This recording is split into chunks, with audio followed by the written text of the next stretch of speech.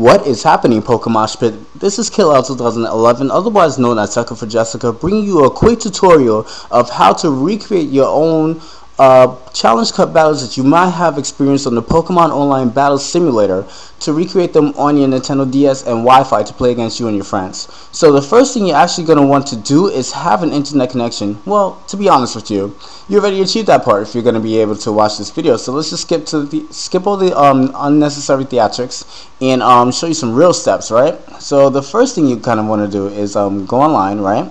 And you want to go on www.pokemon/online.eu, and you want to download the main executable here, and where my mouse is highlighted here. You could download that. That will suffice for you to gain the Pokemon Online Simulator. And once you're on it, I want you to go to the main server, right? Once you're connected to the server, you have to go to tiers, and you go to side metagames. So it's actually not necessarily a main metagame that people play. But go to side metagame, right? And you click on find battle. You find one, and what happens is the Pokemon Online Simulator recreates 6 Pokemon for you, generates 6 Pokemon for you, totally, completely random items, random abilities, anything goes, by the way. So there's like no sleep clause, nothing, like no sleep clause, no invasion clause, nothing like that, no species clause. So if you get 6 swallows, you're gonna have to play with a team with 6 swallows, you know. So that's basically what it is. It's just completely random. Now this is actually quite a bit of a fun factor for a lot of people who aren't necessarily skilled in the Pokemon world, or just want to kick back and have a little bit of fun. Just take a little bit of like a break from the competitive side of Pokemon. So I recently came across this. I'm like, hey, how can I show my viewers how to recreate this? And what you're going to have to do is you're going to have to highlight the Pokemon that you have, the 6 Pokemon that you have. It shows you the base stats, well, the actual stats that they have. And you want to keep in mind that the levels aren't necessarily level 100. They're completely different and differ from what the Pokemon Online Simulator generates for you. So you want to have that, and the natures don't even matter actually. You just want to reciprocate the stats as close as possible. You want to definitely copy the same moves, and what I'm talking about when I say copy is another thing that you're gonna need, right, is in order to copy the Pokemon that you saw, you're gonna have to be really quick with that, really quick with jotting down what you saw on pen and paper, so you can recreate them and copy them on a program that is known as PokeSAV. Now, for those of you who are unfamiliar with what PokeSAV is, it's actually another executable that allows you to generate Pokemon inside your Nintendo DS game. You can generate them with whatever stats you want. Usually they're generated legitly for competitive play against other people, but you definitely do have access to whatever you want, because it can be quite tedious for those who don't actually have the Pokemon PokeSAV download. In order to get these different things that the Pokemon Online Battle Simulator will regenerate for you when it comes down for you to play the Challenge Cup. In other words, those of you who play legitly would have a tough time recreating these things. So Challenge Cup may not be for somebody who plays legitimately, who hacks their eggs and stuff like that, still does that. On one end, just want to get this out the way, I do have the utmost respect for people who still do breed all their Pokemon, as I was a breeder before, but now I just definitely don't have the time to do that. That's just off topic there.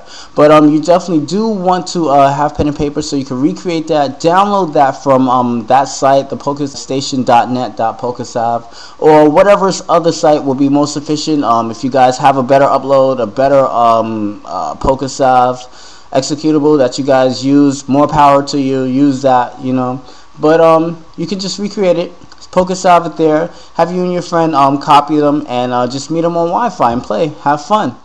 Alright, you guys, so let's get this underway. YouTube's first exhibition of the Challenge Cup, and I have it against none other than Wild Chase. So he's just going to lead out with Weavile and Lilone. I'm going to lead out with my Pitbull and my Gastrodon, I believe that's what it was. I almost had trouble remembering what that was. So he's going to lead off with the, get things kicking off with the ankle kick, go figure.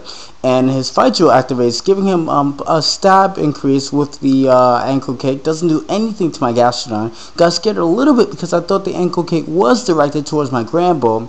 I do have Granbull in for the double intimidate, by the way, but it doesn't do anything to Gastrodon, and Gastrodon is definitely going to get a curse off after being inflicted with the poison status by Lilone.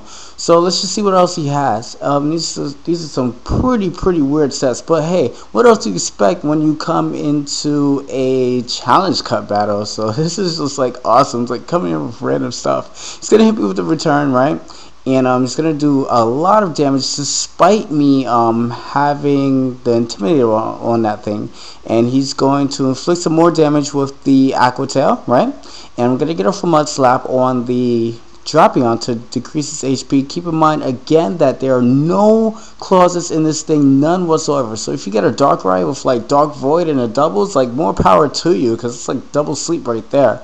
You know, no clauses at all. So after a series of moves, he's definitely gonna finish off my Magnemite with the Aqua Tail. Repeated assaults on my Magnemite there, and Magnemite didn't even get off the thunder that was initially directed at Lilone.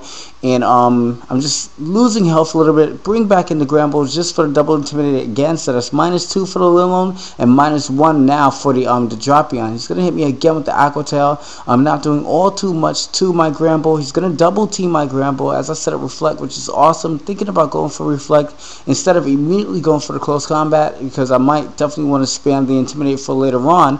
Who says that you have to have a good team in order to have a good strategy, you know? So I'm just gonna bring back in my Marrow. Actually. I've never brought it in to begin with. So he's gonna inflict toxic status on my Granbull, right?